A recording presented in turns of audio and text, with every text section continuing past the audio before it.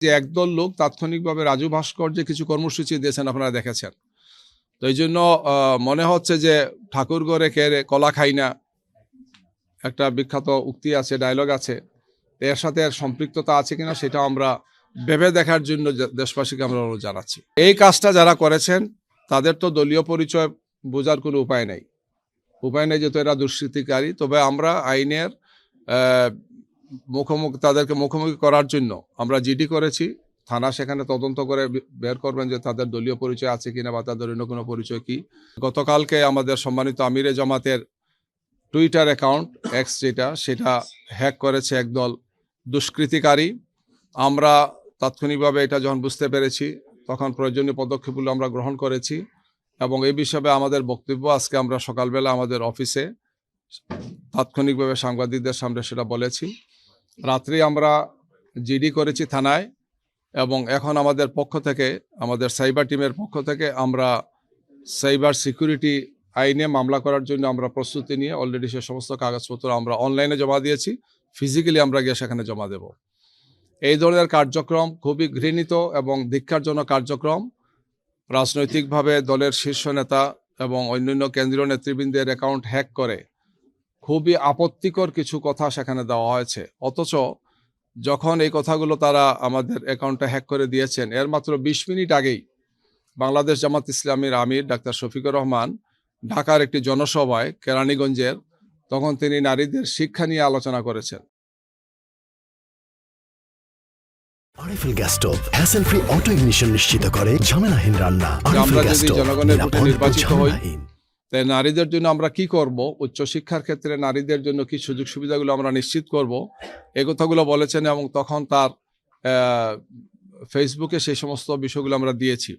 তার 20 মিনিটের মাথায় এই কাজটি করা হয়েছে এবং যে বা যারা জড়িত এদেরকে খোঁজ নিয়ে আইনের আওতায় আনা, আইনের মুখোমুখি করা এবং বিচারের মুখোমুখি করা হচ্ছে সরকারের দায়িত্ব। নির্বাচন কমিশন এক্ষেত্রে ভূমিকা পালন করবেন, আইন শৃঙ্খলা বাহিনীর দায়িত্ব। আরও দুঃখজনক হচ্ছে একদল লোক কিছু কর্মসূচি দিয়েছেন, আপনারা দেখেছেন। তো আমরা মনে করি যে এগুলোর সাথে তাদের সম্পৃক্ততা আছে নিশ্চয়ই। তো এই ধরনের ঘৃণিত কাজ কোনো দলই করবে না, এটা আমাদের প্রত্যাশা।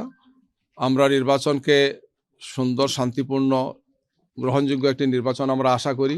প্রতিযোগিতা থাকবে, প্রতিদ্বন্দ্বিতা থাকবে, কিন্তু এই ধরনের ঘৃণ্য তৎপরতা বন্ধ হবে, এটা আমাদের প্রত্যাশা। এই কাজটা যারা করেছেন তাদের তো দলীয় পরিচয় বোঝার কোনো উপায় নেই, যেহেতু এরা দুষ্কৃতিকারী। তবে আমরা আইনের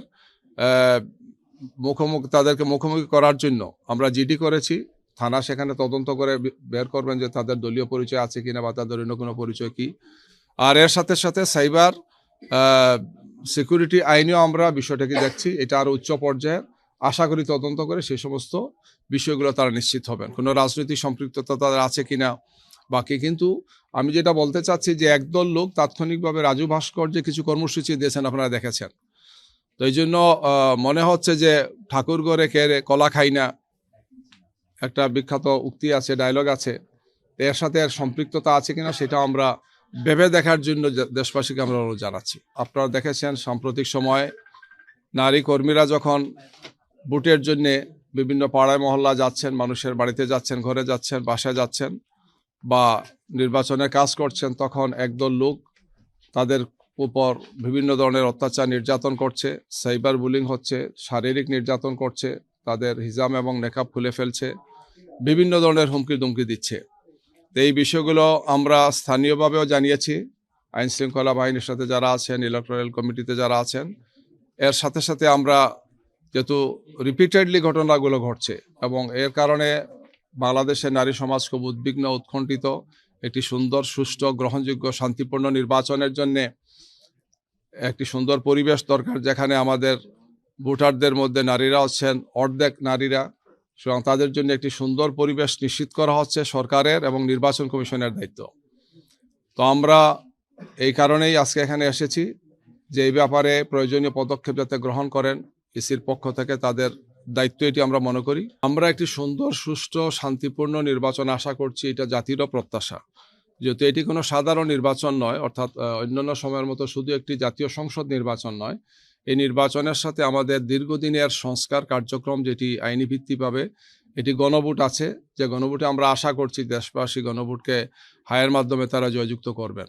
দুটো নির্বাচন একই সাথে হচ্ছে এবং এই নির্বাচন আমাদের জন্য খুব গুরুত্বপূর্ণ, কারণ দীর্ঘ সময় ফেসিবাদ বাংলাদেশে যে ক্ষতি করেছে, এই ক্ষতি থেকে বেরিয়ে আসার জন্য একটি সুষ্ঠু, সুন্দর, গ্রহণযোগ্য নির্বাচনটা অপরিহার্য আমরা মনে করি। যে বা যারা করছেন তারা নিঃসন্দেহে যদি জাতির কল্যাণ তারা চান, শান্তিপূর্ণ একটি বাংলাদেশ চান, তাইলে তাদেরকে এই নীতি থেকে ফিরে আসতে হবে। তারা একটি সুষ্ঠু, সুন্দর নির্বাচনের জন্য একটি ইতিবাচক ভূমিকা রাখবে, এটা আমাদের প্রত্যাশা। আমরা এই বিষয়গুলোকেই নির্বাচন কমিশনকে আমরা অবহিত করেছি এবং বলেছি যে এ ব্যাপারে আপনাদের দায়িত্বশীল ভূমিকা পালন করা উচিত আমরা মনে করি। আমরা এখন আস্থা রাখতে চাই যে এ ব্যাপারে সরকার এবং নির্বাচন কমিশন দায়িত্বশীল ভূমিকা পালন করবে। জনমনে এমন কোনো বিভ্রান্তি যাতে তৈরি না হয় যে একদল লোক নির্বাচনকে ভণ্ডুল করার জন্য, করার জন্য, ক্ষতি করার জন্য কিছু কাজ করছেন, এমন যাতে জনমনে কোনো আশঙ্কা তৈরি না হয়।